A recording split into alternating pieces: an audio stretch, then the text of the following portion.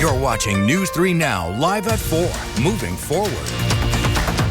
Good afternoon. Welcome to Live at 4. Today is Election Day in Wisconsin. Voters across the state will decide on a constitutional amendment, state superintendent, and the balance of the state Supreme Court. Depending on where you live, you'll also see local elections on your ballot today. Those include school referenda, school board, city council, and mayoral elections. We have teams in the field to bring you the latest election updates throughout the day and continue to track weather conditions right here on News 3 Now. And before we join our reporters, let's check on the weather. Blaze Keller is out on the weather patio. You're watching a chance for some potential storms tonight, Blaze. That's right, mainly after midnight. So if folks are going to be going out to vote, just know that it's going to be cloudy and maybe some light rain snow mix. But the bulk of the moisture is going to hold off until after the polls close. Again, no sooner than probably midnight do we see the chance for maybe 1 or 2 severe thunderstorms, which is why we have that marginal risk for severe weather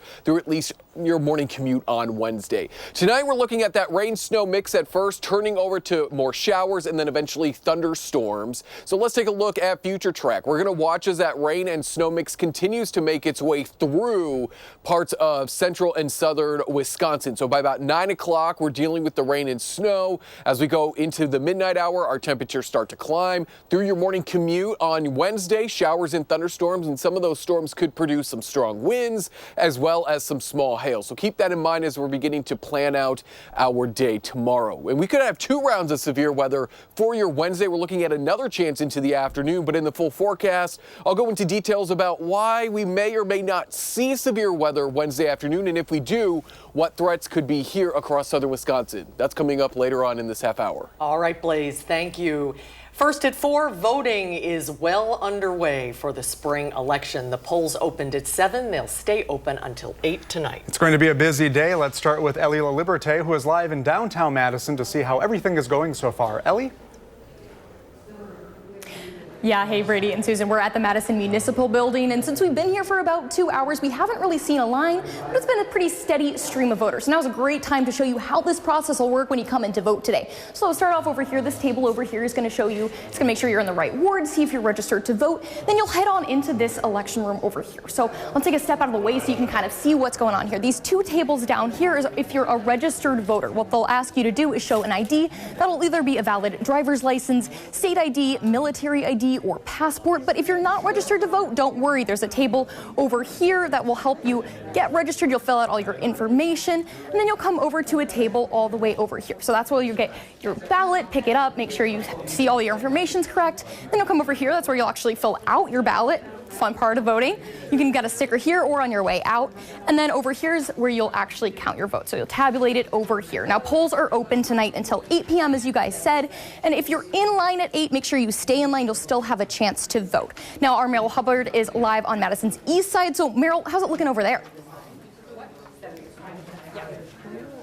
And then we'll put it in the incident live. Hey, Ellie, that's right. I'm at the Old Brick Botanical Gardens, a popular voting spot for today's election. Been talking to some poll workers and some voters here today. You can see it's a little bit sparse right now. Some people in line, not too many, but one of the poll workers told me that by 2:30 p.m. they had already 1,000 people vote just at this location. He expects 93% of the ward to vote here today, and they're on track to do so.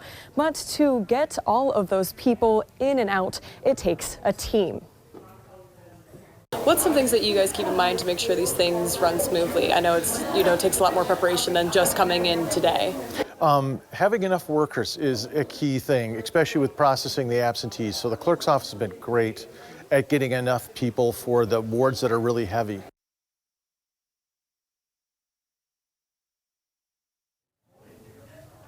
Now, that was Brent Sealing. He's the chief inspector here at Ward 19. He says that they had the highest voter turnout just at this location for the primaries, and that he wouldn't be surprised to see that again for this election day. And coming up later, I'm going to be talking and introducing you to some voters who tell me what's at stake for them for this election.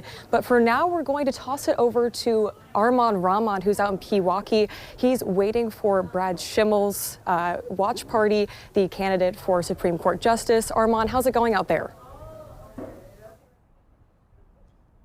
Hey there, Mel. Yes, we're in front of the Milwaukee Marriott West Hotel here in Waukesha County, where conservative-leaning candidate Brad Schimmel serves as district county judge. And we'll be here all night watching as a watch party as they let us in a little bit here in a couple of hours, and watching a race that is going down to be the most expensive judicial court race in the country's history on both sides. And billionaire Elon Musk, President Donald Trump's right-hand man, is a big name in this campaign's pocketbook.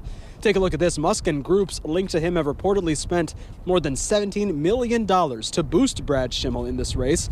In a visit to Green Bay this past weekend, Musk handed out $1 million each to 2 voters at the rally. But when asked yesterday about the massive dollars coming into this race and to his campaign specifically, Brad Schimmel seemed to downplay the importance. I don't know at what point it was saturated, because it feels like a lot of this money is maybe going after nothing, no return anymore. I don't know.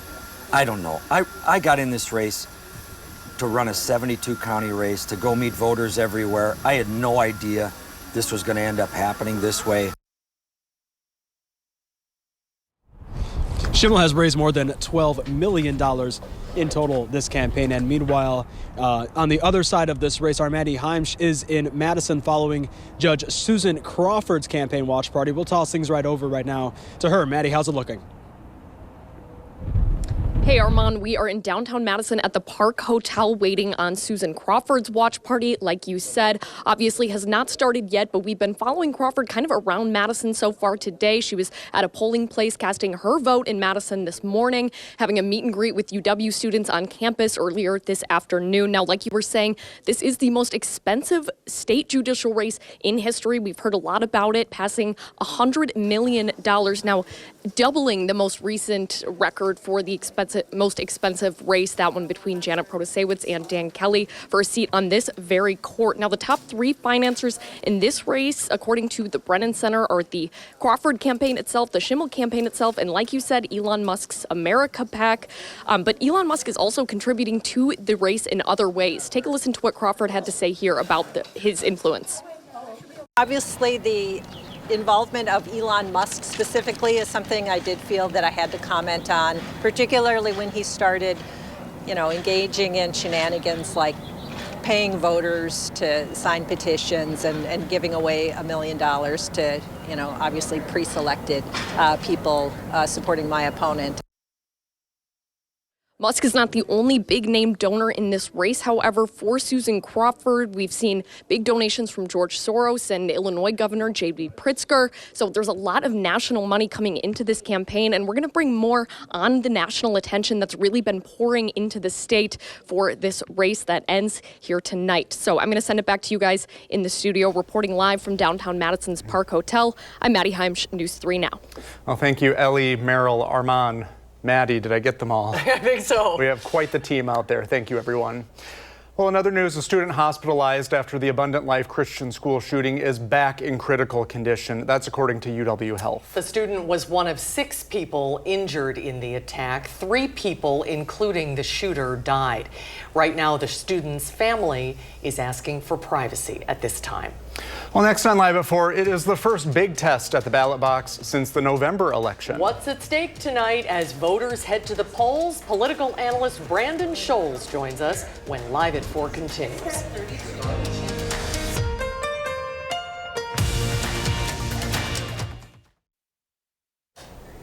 Right now, voters are at the polls deciding the outcome of an unusually high-stakes Wisconsin Supreme Court race. Not only could the results reshape the court's majority, they could also give us a better idea of how Wisconsin voters feel about President Trump's second term and Elon Musk's influence. Political analyst Brandon Scholes is here with some final thoughts about the most expensive judicial race in the country. And Brandon will be with us throughout the night on election night. Good to see you. Nice to see you. Thanks for being here. So much to talk about. What are some of the key things you're going to be watching tonight? Everybody who is interested in this race is going to watch what we call turnout. How many people show up to the polls? Did all of you go vote today? And is that going to be more than we saw in 2023, which was a high turnout year? Or how does it match up to 2024, the big presidential year? Because in this race, if that turnout is higher than it was in 23 for Democrats or Republicans, it will lead to who's going to win. So on the Democrat side, they're looking to not only meet where they were, but where they're going to show up now. Let's put a graphic up to show where that early voting came in that we talked about, because it's really more than we've ever seen. Early voting turnout in Wisconsin is the highest it's ever been. And some of the counties that we're going to watch throughout the night tonight, especially when we see results coming in, obviously we're going to look at Milwaukee and Dane. That's a big Democrat turnout areas. But we're also going to look at what we call the WOW counties, Washington, Ozaukee, and Waukesha. Those are big Republican areas, and you want to see if Republicans can turn out their vote there. But the other one we're going to throw in is what we call the BOW counties, Brown, Outagamie, and Winnebago. You know, we have all these crazy names.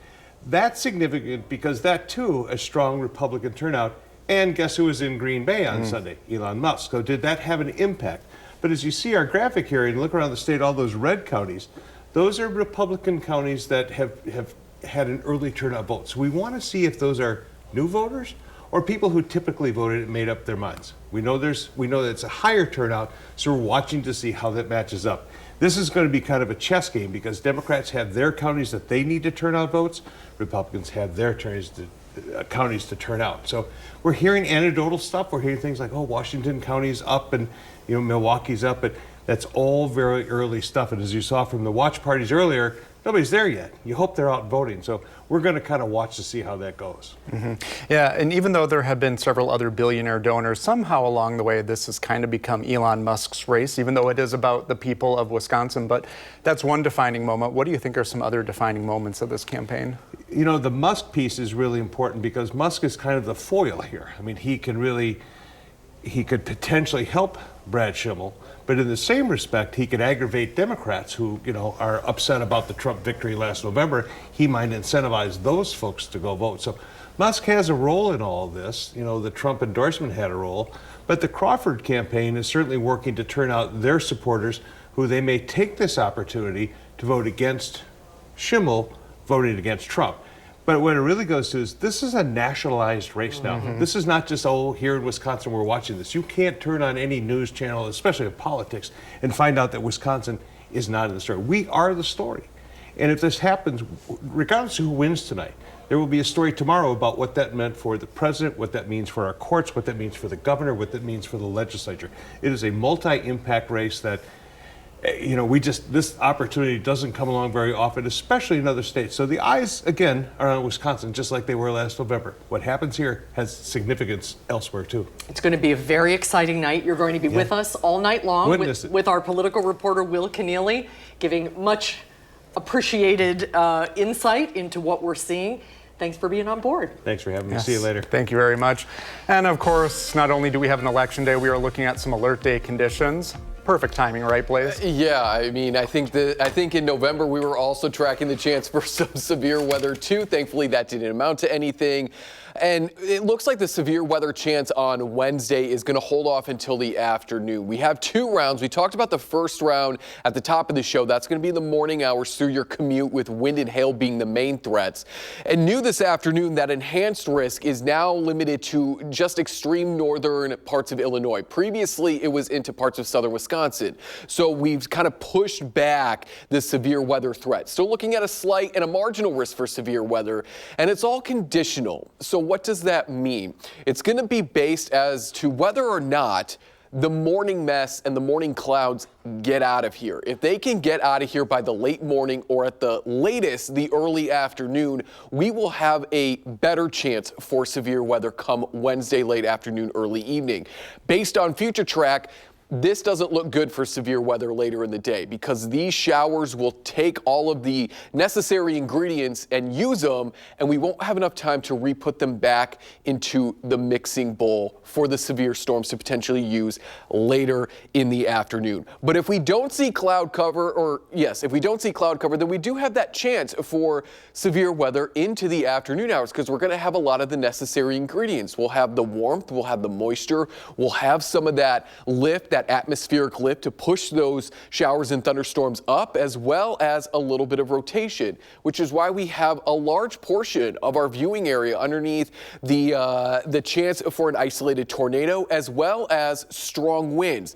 And these black lines here mean we just have that extra chance to get some of those stronger wind gusts of 65 to maybe 70 miles per hour. But again, it's all going to be determined as to whether or not we see that clearing happening by the late morning or the early afternoon. If we see the clouds stick around, we'll still see the chance for severe weather. It's just not going to be as great because we have this triple point right here. We've got the cold front and we've got the warm front. We have this low pressure system essentially overhead. And that is, once again, an extra bit of energy that the atmosphere can use to turn out some severe thunderstorms. There across southeastern Wisconsin in the red, that's going to be the best area for that severe weather chance Wednesday afternoon. Everybody should make sure that they're staying with News 3 now. Download our First Warn weather app. You can get alerts sent directly to your phone because, again, we have the chance to see isolated tornadoes, strong wind gusts, as well as hail, not only during the morning, but also into the afternoon. And then we dry out. We pretty much look to sit dry other than a few showers Saturday and Sunday with temperatures in the 50s, the 40s, and then the 60s by the middle of next week. Thank you, Blaze. President Donald Trump has called tomorrow Liberation Day. It's the day he plans to put tariffs on a wide number of products being imported into America. The president says the tariffs will raise revenue and incentivize companies to build in America. But critics say they are taxes that will hurt Americans. Erica Brown has more from the White House. The White House is prepared to roll out sweeping new tariffs on countries that tax American-made goods. April 2nd, 2025 will go down as one of the most important days in modern American history. President Trump says the tariffs will hit friends and enemies alike. Friend and foe. I always say friend and foe, but the friend in many cases is worse than the foe. They took advantage of us. These reciprocal tariffs are in addition to previously announced tariffs, including one that goes into effect Thursday on foreign-made vehicles and auto parts, and a 25% tax on steel, aluminum, and other goods from Canada, one of America's largest trading partners. Trump justified the Canadian tariffs, saying the country hasn't done enough to stop the flow of fentanyl coming into the U.S. But Democrats have said the majority of fentanyl is not coming across the northern border. The amount of fentanyl that comes over the Canadian border is minuscule. They're doing it so they raise revenue so they can give tax cuts to the billionaires like everything else. Senate Democrats are preparing a bill that will force Republicans to go on the record about whether or not they support Trump's tariffs. Virginia Senator Tim Kaine has pushed a bill that would end the emergency declaration Trump used to justify the Canadian tariffs. We're here to stop a huge national sales tax being imposed on Americans through these Canadian tariffs that are based on a fake Canadian emergency. At least two Republican senators, Kentucky's Rand Paul and Maine's Susan Collins, have said they will vote with Democrats to try to stop the Canadian tariffs. Erica Brown, CBS News, the White House. Canada, the UK, Europe, and other countries say they will retaliate against President Trump's tariffs, raising the prospect of a trade war. The numbers on Wall Street today, it was a shaky day for stocks due to uncertainty surrounding President Trump's upcoming tariffs. Companies are saying they're feeling the effects of the trade war with even more tariffs potentially, as we just told you, being announced tomorrow. Well, the votes in another election are in, and we're gearing up to announce the winner of our Spirit of Service campaign. Yeah, one of these 5 veterans will win $5,000 presented by Vortex. Tune in to News 3 Now this morning, tomorrow at 6 a.m. The folks at Vortex Optics will be joining our Josh Sprider with the official check presentation. That's Wednesday, April 2nd, right here on News 3 Now. Well, coming up on Live at 4, Will Loper reviews the #1 movie at the box office. And whether it's worth it to buy a ticket to go see A Working Man. We'll have Will's review when we come back.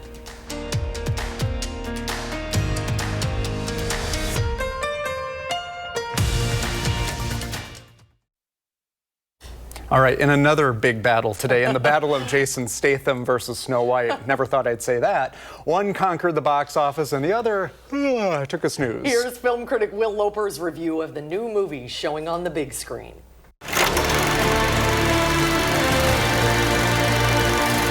Hey, Susan and Brady. Jason Statham took down Snow White at the box office with his newest film, A Working Man, which opened to #1 this past weekend. But is it worth seeing? Time to get to work.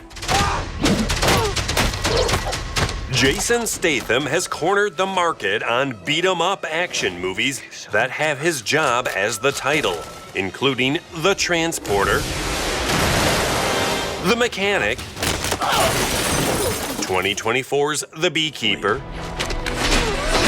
and the latest, now without a specific job, the film is simply called A Working Man. Jenny's missing. She went out with her friends on Friday. What it is exactly. The police don't have the resources to work these cases. They take a report and forget about it. Please, find our daughter. In the film, Statham plays a military vet working a construction site who goes to find a kidnapped woman, punching, kicking, and fighting his way through endless bad guys to get to her. Where's the girl? You a cop? You wish I was a cop. And although it has all the bone-crunching brawling you could ever hope for, none of it is filmed as cohesively or inventively as previous Statham films, like the Fire Hose Ballet in Transporter 2. If you're a massive fan of the Stath, you might find enough to enjoy. Everyone else, you're safe in skipping A Working Man. Who are you? What are you? For Live at 4, I'm Will Loper. What do you think? I think I'll hand him his pink slip. Yeah, okay. I don't need to see that, but I do have a recommendation. That show Adolescence on Netflix. Yes. Riveting. Watch that. Oh, okay, great. Yeah. Terrific. Big fan. All right, coming up on Live at 4, it's Election Day here in Wisconsin, and we're checking in with voters at the polls. Plus, how Wisconsin Supreme Court candidates spent their morning as they await the results of their race.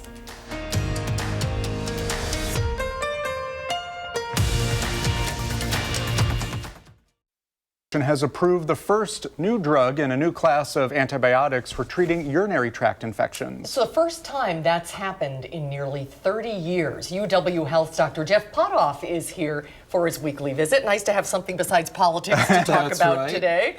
So what is this drug and what's the significance of it? Yeah, so the name of it is Blujepa, and I don't know who comes up with those names, but that's what it is. I think the thing that's significant about it is it's been a long time since we've had an antibiotic that's been developed that works via a new mechanism to kill the E. coli, the most common bacteria that causes urinary tract infection, in the setting of where we're seeing increased resistance against some of the bacteria, or some of the antibiotics that we've used in the past to treat urinary tract infections. What do you normally treat them with? Penicillin? Yeah, so the way that we do this, it's actually maybe kind of interesting, is we get a urinalysis, and that's kind of like, it gives us an idea of if an infection is present. If it is, what we do is we take all of the sensitivity data from our local population, so we know like what percent of our E. coli isolates are sensitive to what antibiotics. We pick the one that's most likely to work. So it's even when we don't have the culture back, it's an evidence-based decision on what we pick.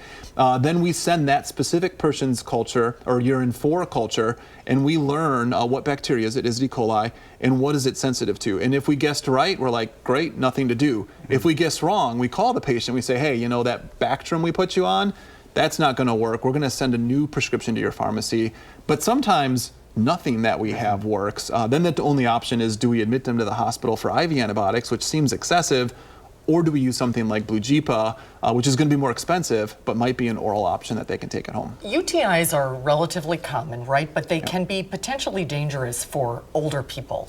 Yeah, absolutely. So a urinary tract infection, if it stays in the bladder, it's not a big deal. You get urinary burning, urgency, frequency, but sometimes it gets up in the kidney, pyelonephritis, that's a little bit more dangerous, or it gets in the bloodstream and can cause sepsis. So you don't want to ignore urinary tract infection. It's good to get treated for them. Yeah, and so it sounds like this is just another option to give relief to people so they don't have to suffer. Yeah, I think so. And it gives us a new mechanism by which to combat these bacteria that are, you know, constantly trying to evade our current antibiotics. Why did it take 30 years? Good question. I don't know. I have no idea. Wow. That would be a great story about how they name these things. Blujepa. The person had a blue Jeep and he liked it. He's like, wow, there we go. Yeah. The other thing, for a lot of people who suffer seasonal allergies, spring is a terrible time for them. What are we looking at? Do you have any advice for people? Yeah, I think we are starting to get into that season. For seasonal allergies, what we're typically talking about are then pollens to grasses, weeds, trees. You know, the first line of defense is one,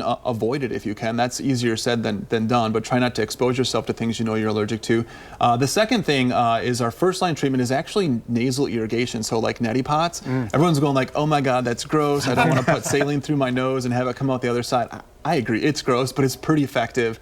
If that doesn't work, we have sprays, steroid sprays, antihistamine sprays. Those are next. And if those aren't working, go to some of those over-the-counter antihistamines, your sertrazine, fexofenadine, loratadine. Those are all ways you can combat it. If you're still struggling, talk to your doctor. Sometimes there's desensitization therapies and things like that we can use. What are the name brands of those things you just mentioned? Oh, you're gonna quiz me now. So I think, boy, I'm probably Sudafed? Zyrtec. Oh, okay. Claritin, and I'm going to get the last That's okay, one but that's easier to remember. Yeah. We've run out of time. You're off the hook now. It's okay. Good deal. Thanks for joining us. Thanks, Dr. Potoff. Good to see you. Well, coming up next on Live at 4. Blaze is back with a full check of the first warn forecast.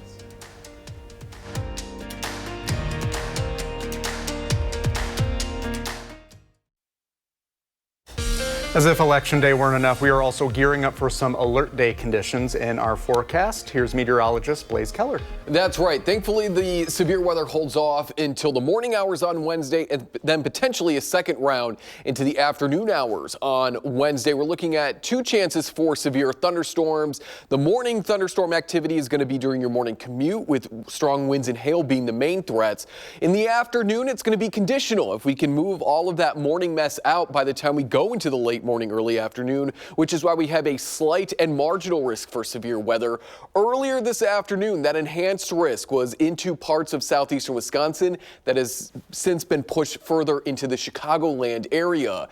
As I mentioned, we really need the morning activity to clear on out by the time we go into the late morning, the early afternoon at the latest, to get the atmosphere destabilized again, get the energy back for the afternoon showers and thunderstorms to use. So this right here is going to limit our chance for severe weather. Not completely get rid of it, but limit that chance for severe weather in the late afternoon, early evening hours on Wednesday. We're still going to hold on to all chances for severe weather, including an isolated weak tornado, as well as strong winds and large hail into the afternoon hours. So pretty much everybody in our forecast area should have a safety plan as well as a way to receive severe weather alerts, either through a NOAA radio or through our First Warn weather app.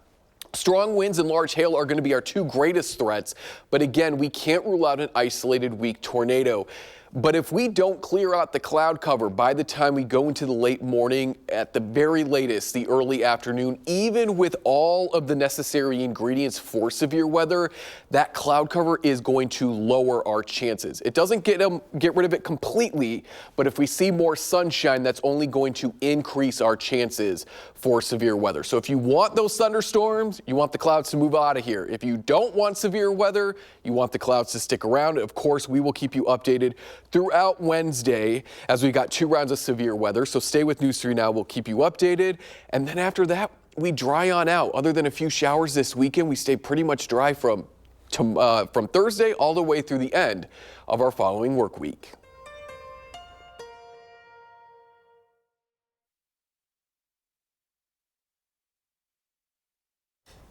One final reminder that the polls are open tonight until 8 o'clock, and News 3 Now will be bringing you the most up-to-date election coverage all night long here on the air and also online. And these are the biggest races we're following. We'll bring you the results for them as they come in tonight, as well as all of the local races on your ballot. You can also follow results on our app. You can find it in your phone's app store for free. We'll be right back. In-depth election results and analysis. And then later tonight on News 3 Now at 6, we'll bring you back to the polls where Wisconsinites will decide impactful races tonight across the state. Thanks for joining us for Live at 4 today, everybody. We hope to see you back here tomorrow. News 3 Now at 5 starts right after this.